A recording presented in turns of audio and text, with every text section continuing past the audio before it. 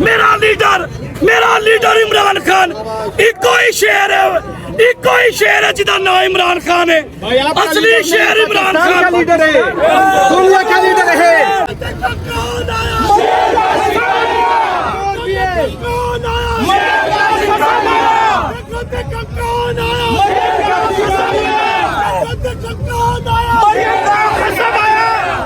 हम क्या चाहते हैं?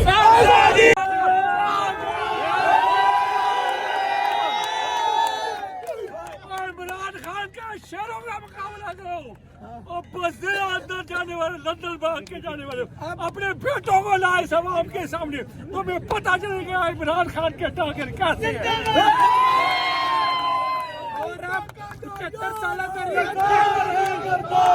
75 साल तारीख चेंज होगी।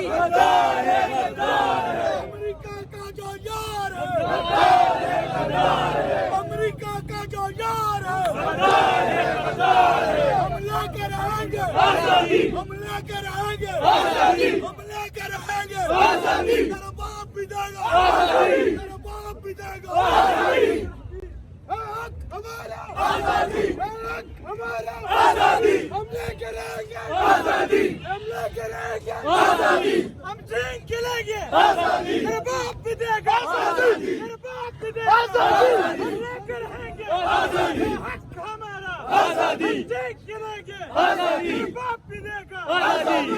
भी सुन ले तू, डर भी सुन ले, मालूम भी सुन ले आजादी। हक हमारा आजादी, हम लेके रहेंगे आजादी, बाप भी देगा आजादी, हम जीत के लेंगे। इमरान खान, इमरान खान, कहे तेरा एक इशारा, कहे तेरा एक इशारा, कहे तेरा एक इशारा, कहे तेरा एक इशारा। अर्शद तेरे खून से, अर्शद तेरे खून से।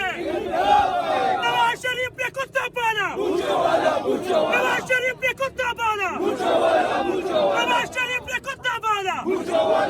दिल्ली तेरे खून से, दिल्ली तेरे खून से, दिल्ली तेरे खून से।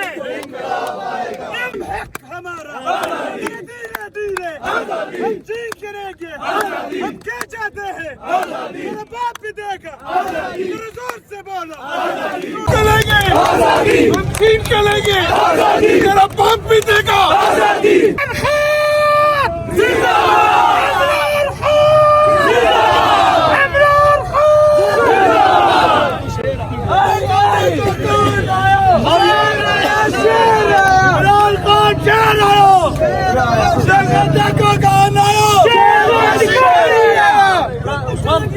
मरियम के बाबा ने कुत्ता पाला, मरियम के बाबा ने कुत्ता पाला।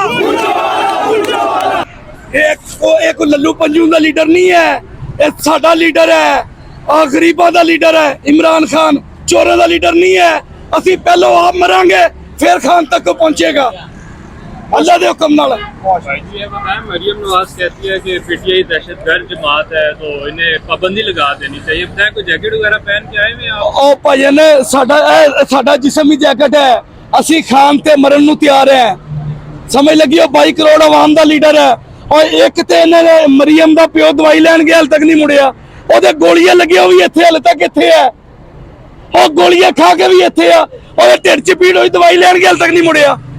भाई आप अपने बच्चों को भी साथ लेके आए हैं तो हालात कशीदा हो सकते हैं।